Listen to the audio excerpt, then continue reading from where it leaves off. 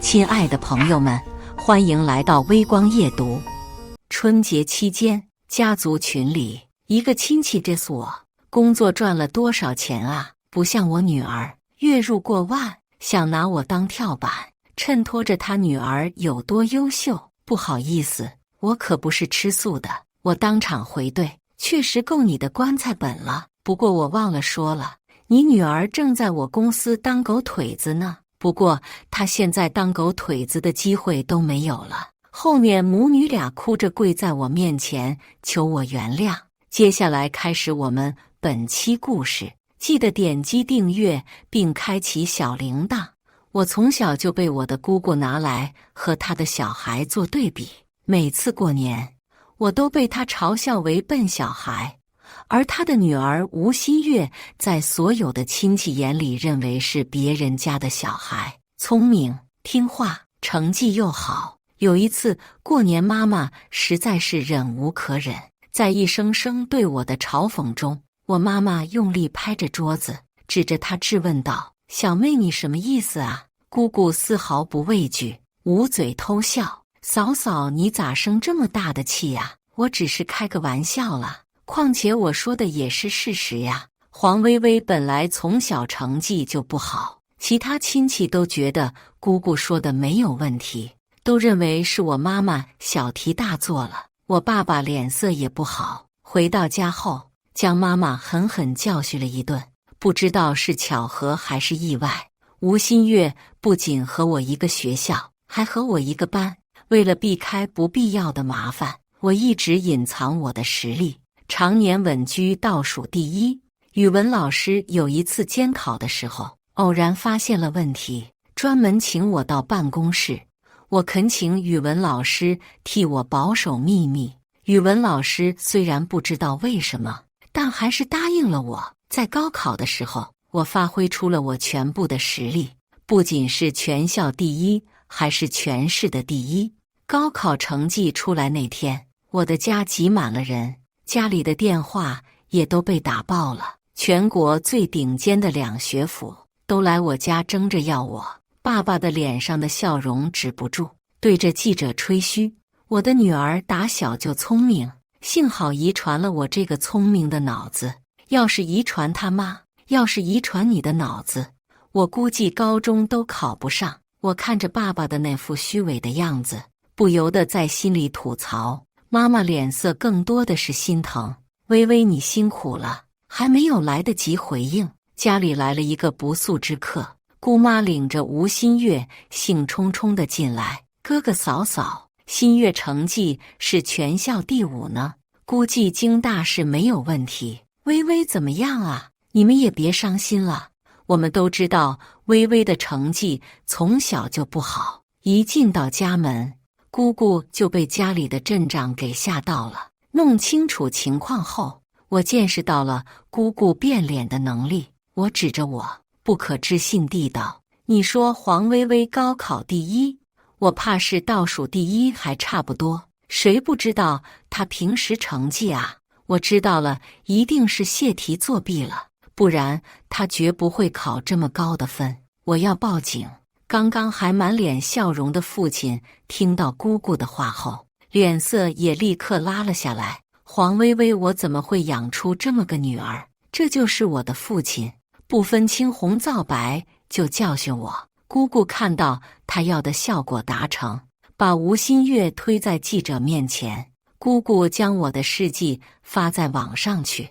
本来很多网友都保持着中立的态度，这件事虽然闹得很大，但是却对我没有特别大的影响。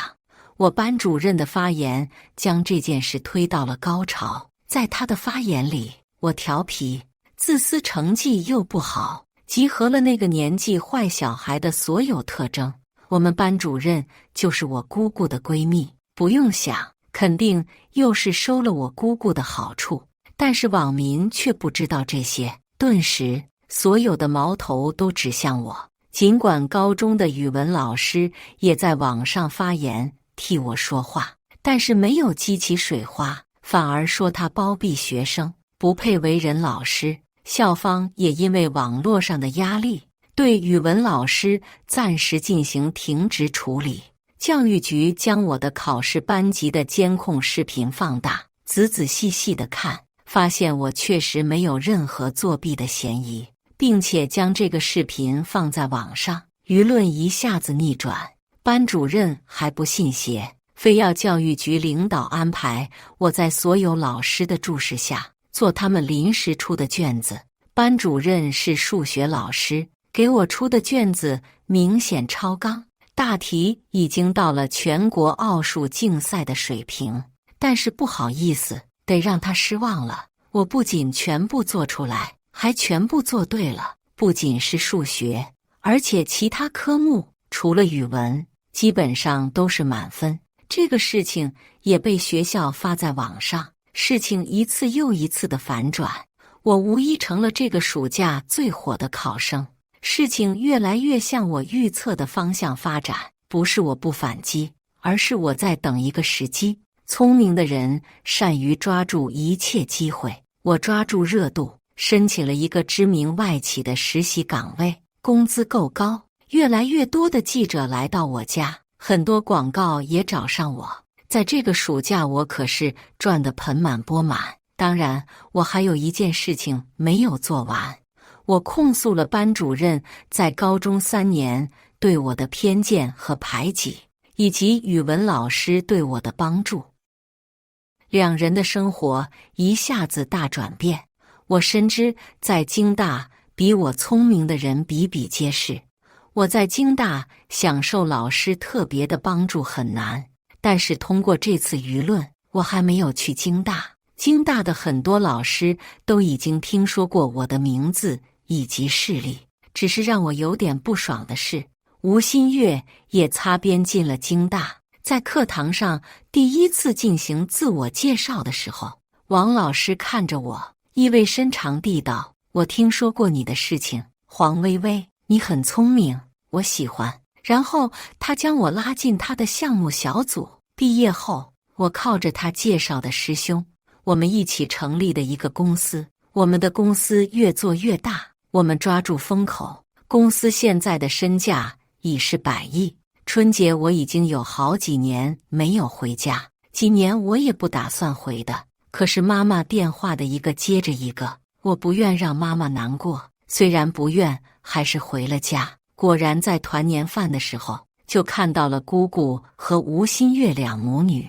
之前妈妈跟我说，自从上大学以后，她们母女俩就从来没有和我们一起吃过饭，生怕我们赖上他们。而是这次我一回来，他们就来，明眼人都知道，这又是冲着我来的。薇薇，真是好久没有见到过你了，出落成大姑娘了，几年都不回家，在外都忙什么呀？工资赚了多少？我女儿现在在华新公司上班，一个月收入上万呢。我现在的生活情况没有告诉任何人，桌上的所有人都认为我在京都过得并不如意。妈妈怕伤到我的自尊，连忙起来打圆场：“姑姑，工资确实不高，但是够你棺材本了。忘了告诉你了，你女儿正在我开的公司当狗腿子呢。不过现在她连当狗腿子的权利都没有了。”第一句话说的时候，姑姑脸上的嘴角都快扯到耳朵根了。我话说完，席上沉默了1分钟，然后又被吴新月的嘲笑声打破。哈哈哈，哈哈哈哈哈！黄薇薇，你真是吹牛不打草稿！哈哈哈哈！你说华新是你开的？我看到吴新月笑的眼泪快出来了。我无视吴新月和姑姑的嘲笑，当着席上所有人的面拨打电话：“黄总，你有事情要交代吗？”把公司叫吴新月的人给开了，他们还以为我在演戏，眼里戏谑不止。吴新月的手机响起，吸引了所有人的注意。吴新月，你被华新解雇了。席上的人都听到了手机里传来的声音，现在他们不相信也得相信了。吴新月把手机摔在饭桌上，指着我：“黄薇薇，你什么意思？”姑姑强颜欢笑，声音里也不复之前的那般犀利：“薇薇，你看都是一家人，不要做得这么绝，是不是？从小你都是最懂事的，别跟你妹妹计较，是不是？姑姑，这就是新月求人的态度吗？对待上司的态度吗？我是老板说出去的话，泼出去的水，不然怎么在公司立足啊？你说是不是？新月妹妹，呸！你那个公司有你这样的老板，迟早会倒闭的。破公司求我去，我还不去呢。我无视着吴新月像泼妇一样的样子，直接背着我香奈儿限量款包包，牵着母亲优雅地离开这里。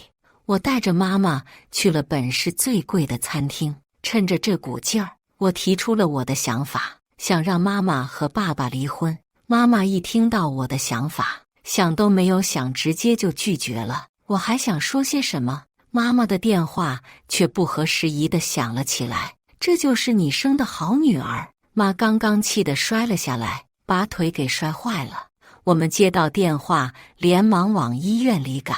加上奶奶岁数比较大，必须立即做手术。可是手术费用高昂，他们谁都不愿意出这份钱。每个人都对着我摆着臭脸，但是每个人都又等着我出钱呗。猜都不需要猜，你这个孽障！看你把你奶奶气成什么样子了。姑姑也在旁边帮着呛道：是啊，微微，我们给你一个将功补过的机会，你奶奶的医药费得你出吧，而且你已经是大老板了，这点钱对你来说应该没什么。这钱不管多少，都是我辛辛苦苦的自己赚的。看我丝毫没有松口的样子，他们一下子就急了。死丫头，这是你自己闯的祸，自己的责任该自己承担。如果你不出钱，我们也不会出钱帮你填这个窟窿的。我看着眼前这些冷漠的嘴脸，不由得笑出声。在金钱面前，亲情也变得脆弱至极。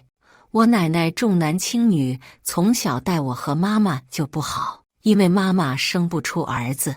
我因为是女儿，从小就没有少受奶奶的打骂，甚至在我高考结束后，她还想我直接辍学进厂打工，但是我还是同意给我奶奶出钱做手术。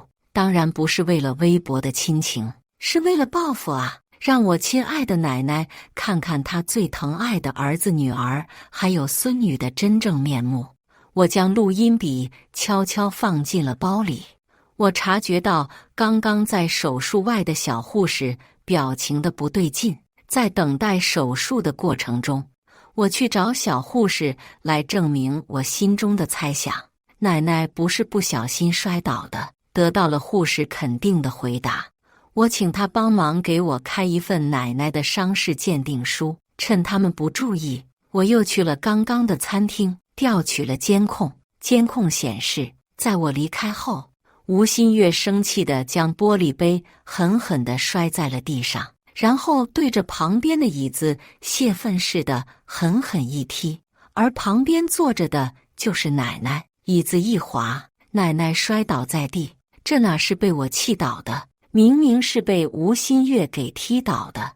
我把这段监控用手机拍了下来。手术做完，奶奶需要有人照顾，姑姑和爸爸都以各种各样的理由推脱，照顾奶奶的责任只得落在我妈妈的头上。手术的钱我已经出了，但是照顾奶奶不是我妈妈一个人的责任。她自己的婆婆不照顾，还想让谁照顾？还想让已经嫁出去的女儿照顾吗？我注意到奶奶的麻醉已经过了，脑子也慢慢清醒过来。有什么比自己疼爱的亲生儿女背叛更痛苦的事情？我故意说道，反正我们是已经尽了孝道，我和妈妈绝不会照顾。但是奶奶多活1年，她的退休工资就多1年。一谈到钱，姑姑和爸爸连忙缓了脸色，毕竟奶奶的退休工资卡一直是被他们俩瓜分的，尽管不情不愿，但还是只能照顾。当然，我听妈妈说，时常在病房门口听到姑姑和爸爸对奶奶的嫌弃和呵斥声音，既觉得奶奶拖累了他们，又不舍得奶奶的退休工资。我从妈妈的口中得知，奶奶做手术的费用被和疗报销下来后，爸爸瞒着所有人将报销的钱全部给拿走了。我一下子就抓住了重点，看来姑姑一家也不知道。我专门将这个消息透露给姑姑，果不其然，第二天姑姑风风火火地杀进了病房。狗咬狗，好看，爱看，多看。黄建民，你做得太不厚道了吧，把妈手术和疗报销的费用全部装进你自己的口袋，怎么这么不要脸？爸爸是个要面子的人，被自己的妹妹这么一吼，立马憋不住火了。你算什么东西？我是妈唯一的儿子，钱理应是我拿的，而且妈的手术费是我女儿出的钱，我也是妈的唯一女儿，况且是微微把妈给气倒的，本来就应该她出。说你胖你还喘上了，妈究竟是为什么要做手术？我猜你女儿比我更清楚吧？你胡说，我要撕烂你的嘴！姑姑上前往我爸爸的脸上、身上乱抓，爸爸一巴掌也朝姑姑扇去。我坐在旁边嗑着瓜子，在旁边看戏。妈妈想上前阻拦他们，被我阻止了。奶奶躺在病床上，直流眼泪，造孽，真是造孽呀！兄妹俩人就在医院里扭打起来，姑姑哪是爸爸的对手？不过爸爸也没有捞到什么好处，脸上脖子上全是血痕。我看时机差不多了，拍拍手，慢条斯理道：我出的钱，理应和疗保险的钱属于我，并且我有录音和单据。如果你们不满意这个决定，那我们只能法院见。律师我已经找好了，估计法院传单后天就能寄到你们家里面了。爸爸气得不行，也想像打姑姑一样打我，他还没有靠近到我，就被我早早安排在病房的保镖给扔了出去。爸爸姑姑虽然那天闹得很难看，但是很快和好，想先把奶奶的钱从我手上抢走。看着爸爸给我发的信息，想象他们那副来势汹汹的样子，以为会在法庭上见呢。说实话，如果他们真赶的法律传单，我还佩服他们有几个胆子。他们去咨询律师，发现聘请律师的费用远远大于报销的费用。姑姑爸爸两人像是没有经过那件事一般，又重新与我和和气气地说话。我当然知道，要不是我手里的钱，他们哪里还愿意和我和气说话？不知道他们密谋了什么。姑姑破天荒地来到我家，她硬要妈妈劝我回家，妈妈拗不过她，也想缓和一下我和我爸爸的关系，打电话喊我回家。我一打开家门，坐在沙发上的姑姑殷勤地立马牵着我的手：微微，女人在外面一个人打拼多辛苦，找个好老公始终是女人的归宿，毕竟女人的第二次投胎就是婚姻。我笑笑把话题引到吴新月身上，说到吴新月，姑姑一脸的骄傲自豪，嘴里巴巴说个不停。爸爸在旁边故意咳了一声，专门提醒他。姑姑立马想起正事来，说想给我介绍一个男朋友，是吴新月男朋友的老板，为人老实又有能力。姑姑，我已经有男朋友了。姑姑的笑容一下子僵住，但很快又恢复了笑容。你们小孩子看的哪有大人帮你们看的靠谱？爸爸也在一旁帮腔，说是已经邀请到家吃饭了，等一会儿就和吴新月一块到，根本不给我一点说话和拒绝的机会。妈妈还不知道此事，还在厨房里忙前忙后。我趁着不注意，把包里的微型摄像头放在角落，也给我男朋友发消息，如果我1小时后没有下来，就直接带人上来，并且报警。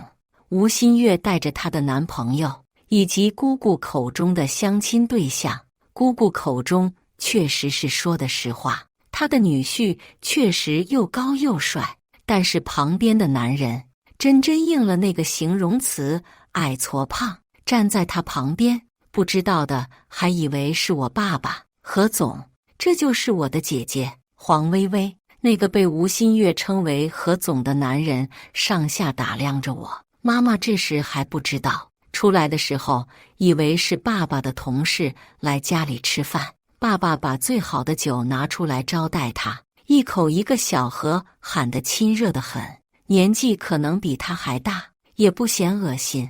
吴新月向我递的一杯酒，薇薇，以前是我不懂事，我在这里向你道歉，喝了这杯酒，咱们就一笑泯恩仇，酒是可以喝的，一笑泯恩仇就算了。他一脸期待地看着我，忽视了我的话。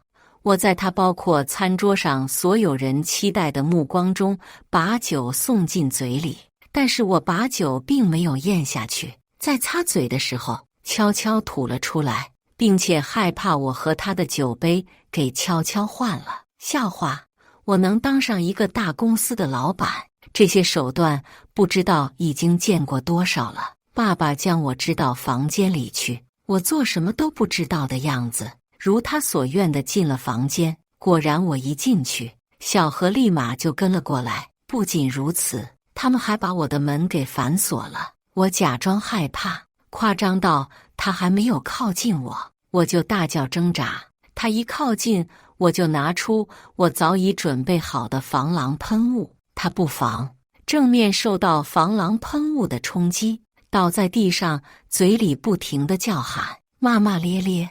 我在房间里找到了一个花瓶，直接重重地向他砸去，他晕了过去。我连忙从他的兜里拿出他的手机，给吴新月消息，事成了，快进来，给我拿根绳子。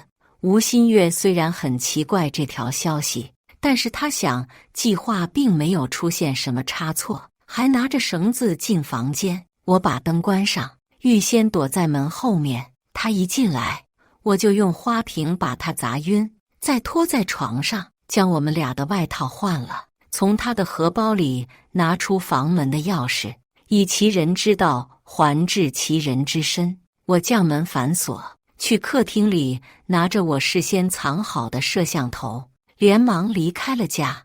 我已经能想象到明天一打开门，姑姑和爸爸那张惊恐的脸。男友看到我在规定的时间下了楼，紧着的弦终于松下了。你会不会觉得我是一个恶毒的女人？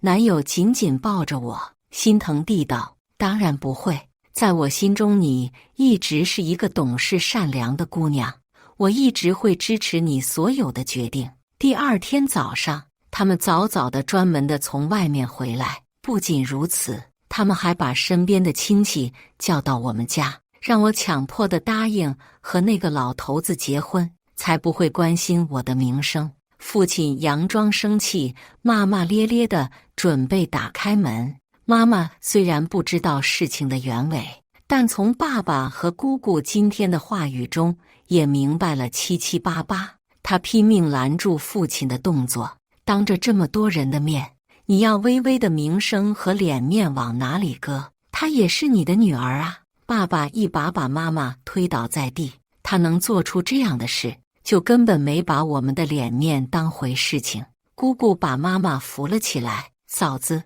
今天家里来了这么多人，为了微微的名声，最好的办法就是跟小何结婚。爸爸一打开门的瞬间，房间里发出尖叫声，正是姑姑的叫声。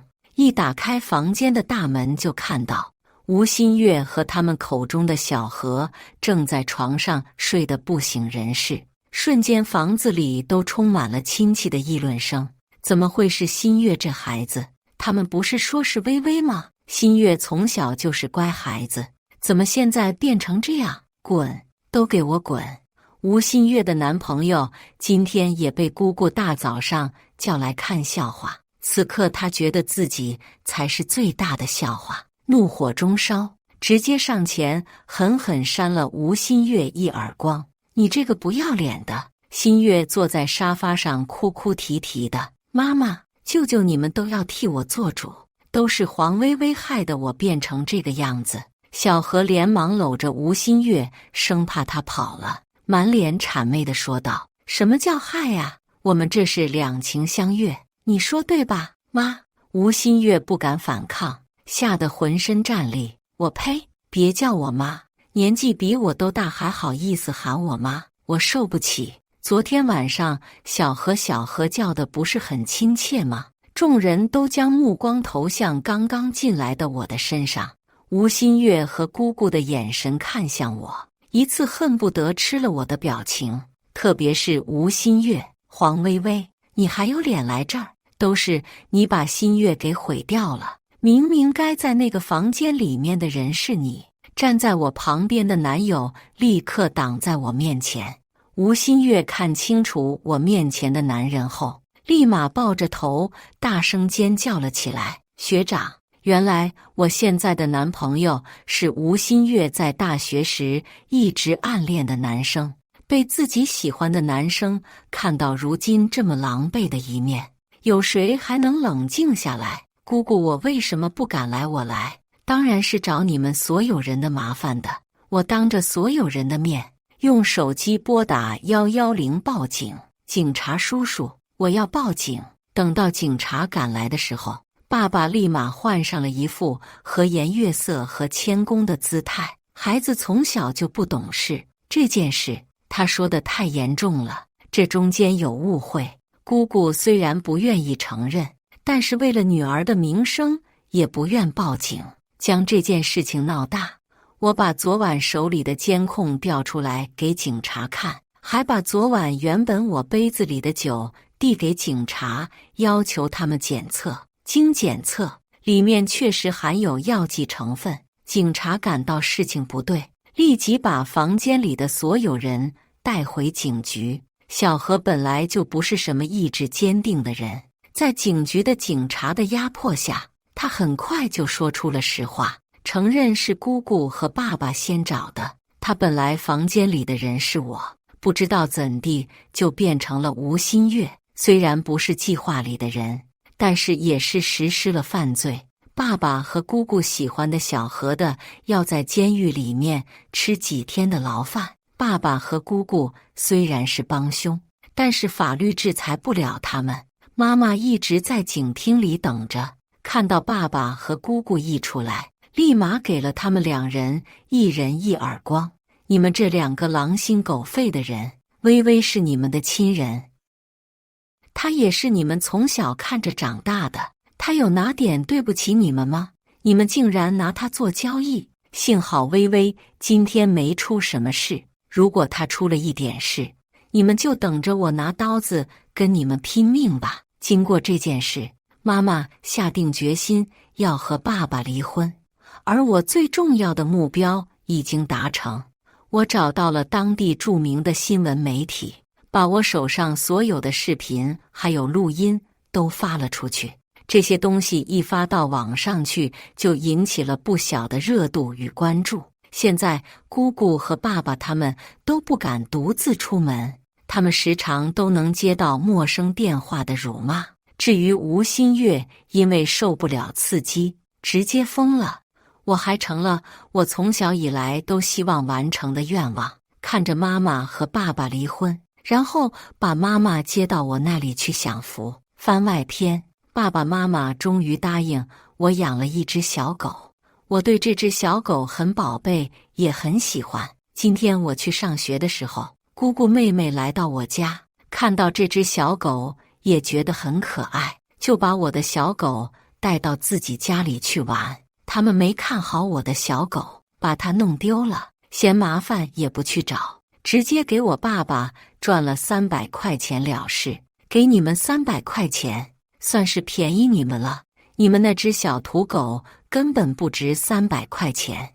我回到家知道后，直接冲到他家去把吴新月给拖了出来。我按着吴新月的脑袋到河边，不把我的小狗找回来，我和他女儿一起死。他报警，警察来了，你们要么叫他把我的小狗找回来，要么一枪把我给打死。我们在河堤下面，谁要下来一步我就跳。警察看我说不动，就把我的话转告给我的姑姑。我姑姑又气又怕，但看到我如此倔强，也没办法，只得去找我的小狗。他跑了3个小时，终于把我的小狗找了回来。我看到小狗回来，直接放掉吴新月，飞奔地把我的小狗抱在怀里。